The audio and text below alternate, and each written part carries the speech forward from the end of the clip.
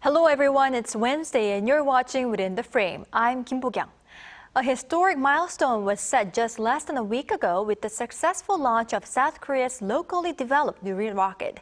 Its main payload, the next generation small satellite, separated successfully and reached its target orbit 550 kilometers above the Earth. Today, the Science Ministry announced that 1 out of 7 satellites is assumed not to have been released properly from the rocket.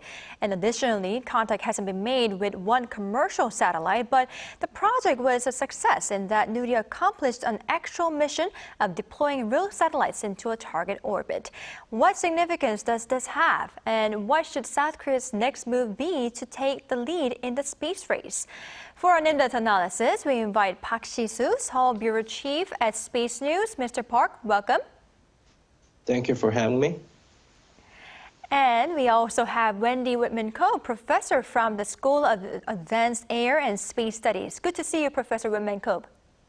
Thanks for having me back.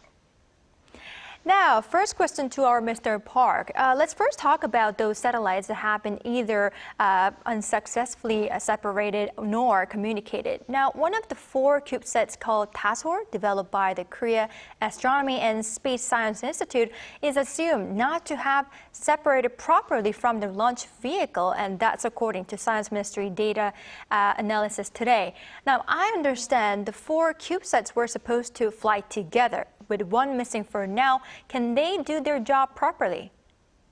Yes, the Science Ministry confirmed yesterday the CubeSat Tasol was not deployed from the upper stage of the KSLV-2 rocket. KSLV is also known as a Nuri rocket.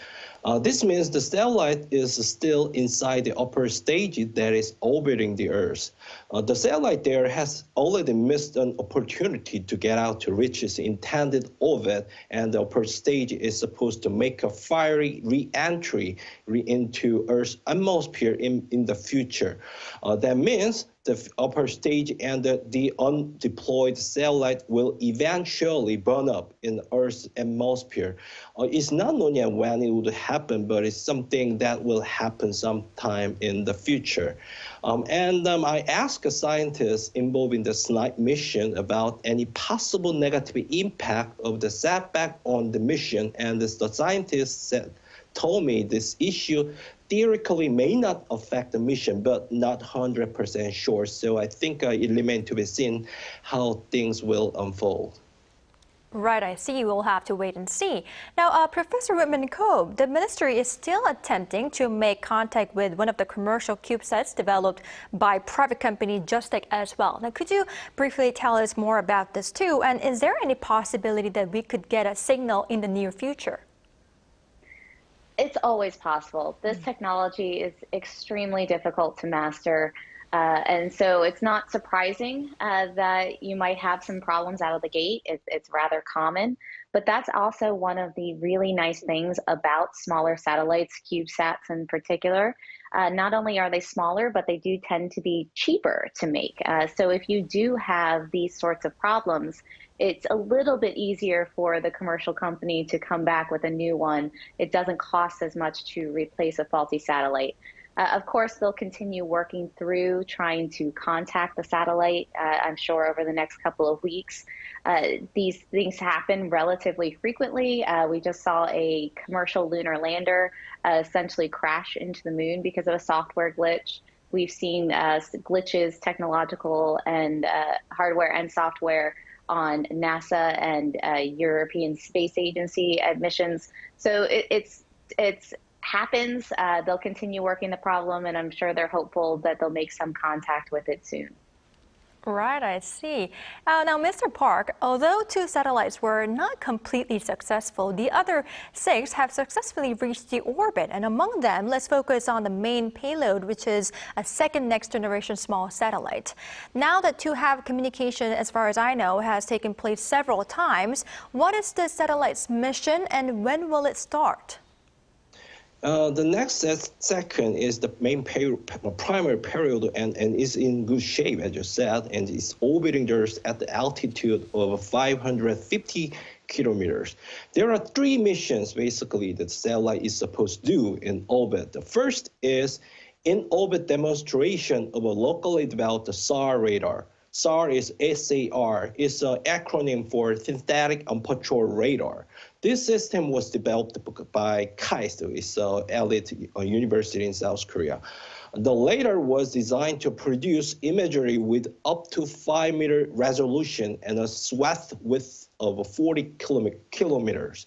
The resolution falls behind the world top level, which is about 50 centimeter per pixel resolution, or even higher, like 30 centimeter or 25 centimeter. But still, it's meaningful in that the South Korea has developed SAR technology on its own.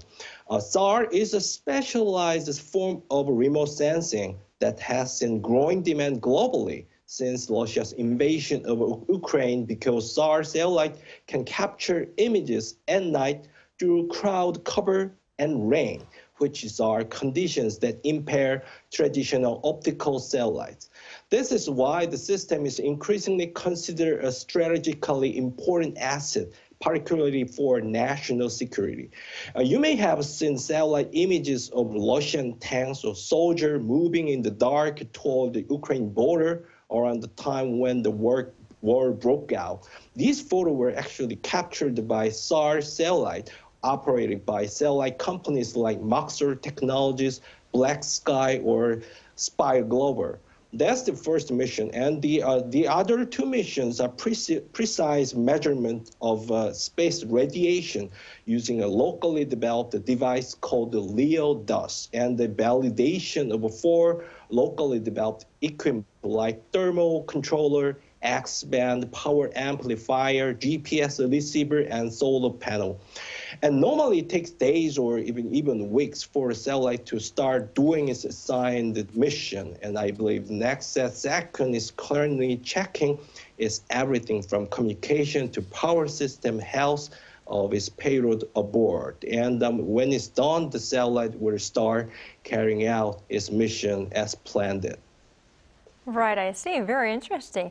Now, Professor Whitman-Cope, let's talk about the significance of the successful launch of this commercial-grade satellite. Now, as our Mr. Park pointed out, it can strengthen our national security. Could you briefly tell us more on how this could boost the country's defense capability?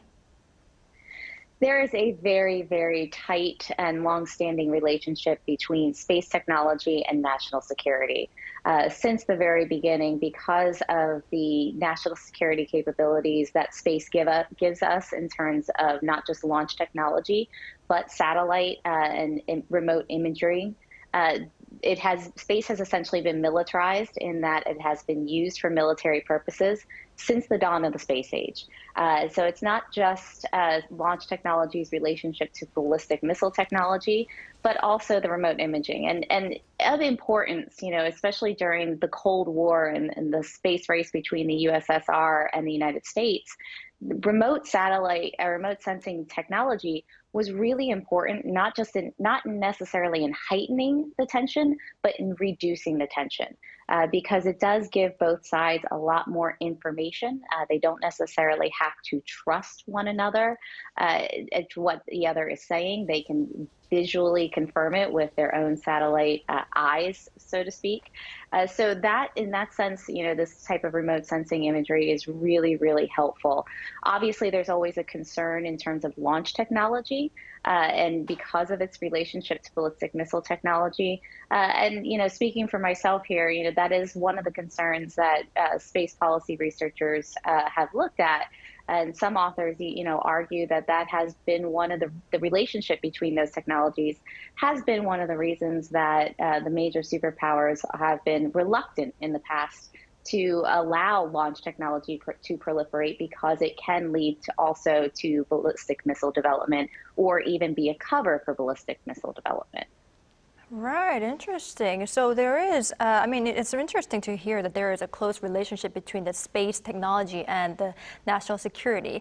Now, Mr. Park, the latest liftoff was also meaningful in that it was the first time a private company, the Hanwha Aerospace, participated in the launch operation. Now, we could say this is the first step for a public-private technology transfer. How is it going to continue, and why is such technology transfer so important? Yes, Hanwha Aerospace was selected in December last year as South Korea's first beneficiary of the public to private rocket technology transfer. It was only 6 months ago, so Hanwha played a limited role in preparing for the latest launch of KLCV-2 rocket. But the next launch is scheduled for 2025, 2 years away. So there are two additional launches in 2026 and 27. So it's believed that the Hanwha's role in the KSLV-2 program will continue to expand over time. And this kind of a public to private tech transfer is important to effectively nurture private rocket company here in Korea. Developing a rocket from scratch is extremely challenging technologically and costs a lot. South Korea, for example, South Korea spent 2 trillion won on developing KSLV-2, and it took 10 years. Another reason is because domestic demand for rocket service is quite limited. That means without such tech transfer and other assistances, no company would willingly come forward to develop a rocket. Although it's different in details, SpaceX in the US also got help from NASA in the past when it was developing a new spacecraft. Then some may have this question in mind. Is it really bad for the public sector to develop a rocket using its own rocket technology without getting help from the private sector? My answer is, of course, it's not bad. There are countries like Russia where public sectors drive for the development of a new rocket and their operation with the private sector playing a limited role. No problem with it, actually, but and this is the dominant way of developing rocket for many years in the past. But there are also many advantages we can expect when giving the private sector a bigger room to play. The biggest one would be innovation. Private companies are supposed to operate in a competitive market environment, and this spurs innovation and differentiation. And the need to attract customers drive them to continuously develop new technology. And look at the SpaceX.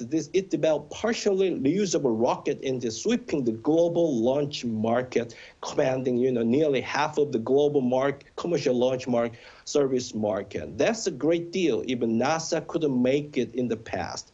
So how could it happen? Because it's innovation. Innovation is a key, and the South Korea hope this technology transfer to private sector would spur similar innovation on Korean soil.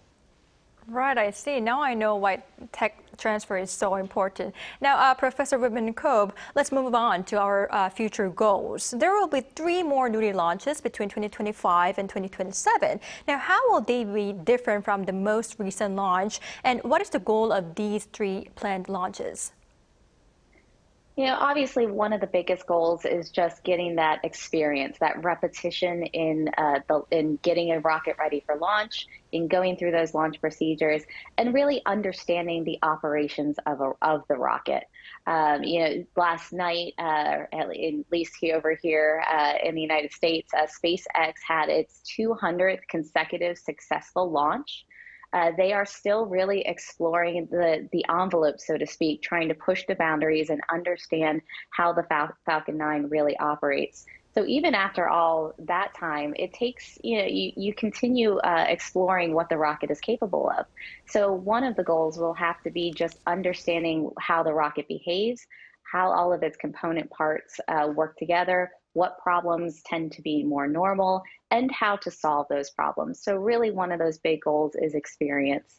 Another one is demonstrating its continued reliability. One of the things that a commercial satellite provider is going to be looking for when deciding where to launch their satellite is this rocket not only cost effective for me, but is it reliable? So reliability, experience, and really sort of probably promoting a Korean domestic commercial satellite market and helping those technologies along, as your other commentator was saying, in terms of supporting innovation, technological transfer, and really building up that homegrown experience and expertise that is going to be so necessary as we move into more grand endeavors, particularly on the moon and beyond. Right, I see. So there's much more to confirm and explore. All right, now, Mr. Park, moreover, the government is developing a next-generation launch vehicle aiming to send a landing module to the moon by 2032. Now, what specific goals are planned for, and why is it so important that we continue to do this moon exploration?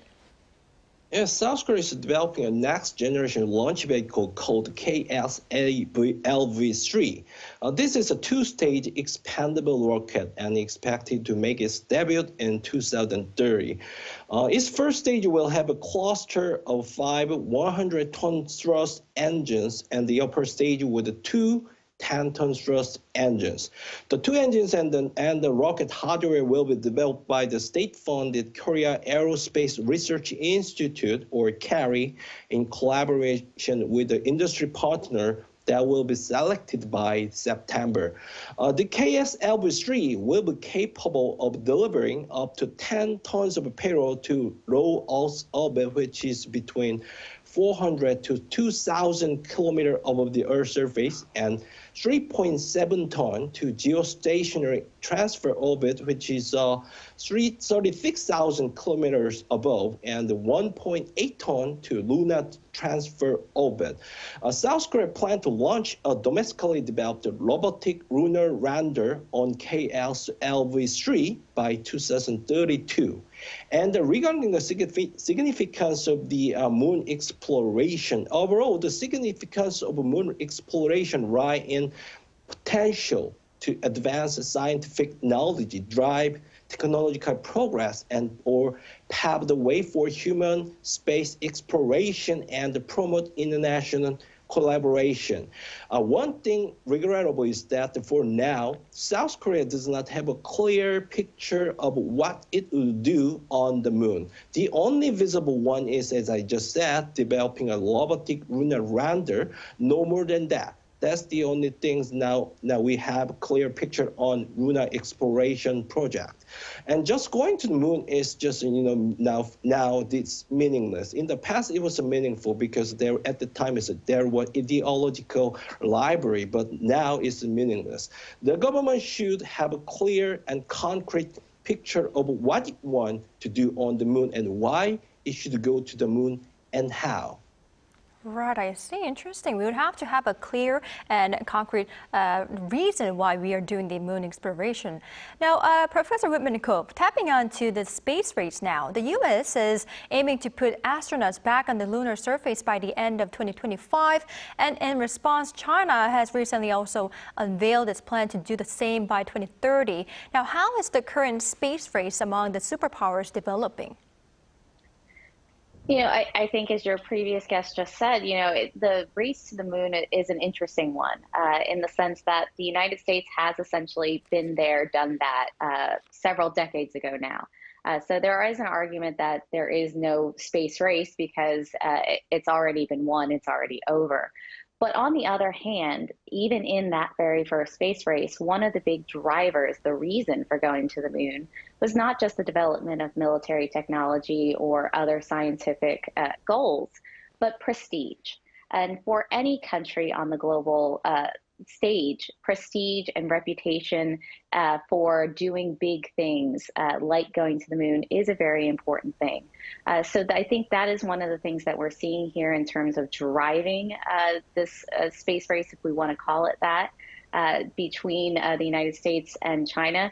But also on the United States side, the United States is bringing along a lot of partners and allies through the Artemis Accords, a series of bilateral agreements between the United States and other countries, including South Korea, including Spain, which just signed on a few days ago, about rules of the road for how to operate on the moon and beginning to lay the framework for an understanding of how multiple countries can operate once we get there. Clearly, it's going to take some time for countries other than the United States or even China, if either of us do succeed in their goals, to get to the moon and have this bigger play. But I think that's probably one of the biggest drivers here in terms of this newer space race is, can we continue doing these big things? Are these countries at the forefront? And that's one of the things that can bring allies and partners over to one side or the other, is doing these big things. So, obviously there are economic reasons for developing these technologies. You can have tons of economic spin-offs, as we did with the Apollo program, scientific exploration and new discoveries, as well as development of new technologies. So there's a lot of reasons, but I think prestige is probably the biggest one driving this new race to the moon. Right, I see. Now, Mr. Park, since our professor Women Cobb brought up the matter of the space cooperation, I'd like to ask you this as a last question. Now, South Korea already signed the Artemis Accords with the U.S., like our professor said, and further agreed to boost space cooperation during President Yoon's safe visit to Washington this year. Now, in what ways could both sides benefit each other in terms of securing superiority in the space race? I think that what's needed is a win-win format. I mean, it's critical to make a bilateral cooperation sustainable and resilient. Currently, America's space development is in sync with the broader national strategy aimed at countering China. And one thing you need to know is that the Artemis Accord and Artemis lunar exploration program are not free from U.S. politics. Everything America currently does regarding outer space include political consideration, particularly about China. So in order to keep the bilateral cooperation sustainable and resilient, I think South Korea will have to think about how it can support that goal of the U.S. And it will put South Korea in a better position to ask the U.S. something that can contribute to South Korea's own space development. It could be America's contribution to commercialization of Korea's space sector, or it could be, easing of political restriction imposed on space-related product, and it could be others. But the one important thing is we need to we want to know what U.S. want from us, and then we can ask the U.S. what we want and what we want to get from you. Right, I see. Now, as much as I'm enjoying this space talk, I'd like to ask many more questions to our experts, but unfortunately, this is all the time we have for today's edition. Now, thank you, Mr. Park and Professor Women Cobb, for your insights. We really appreciate it. Thank you. It's my honor, my pleasure. Thank you. All right, that's all for Within the Frame tonight. We'll be back tomorrow with more in-depth stories. Thank you for watching, and goodbye.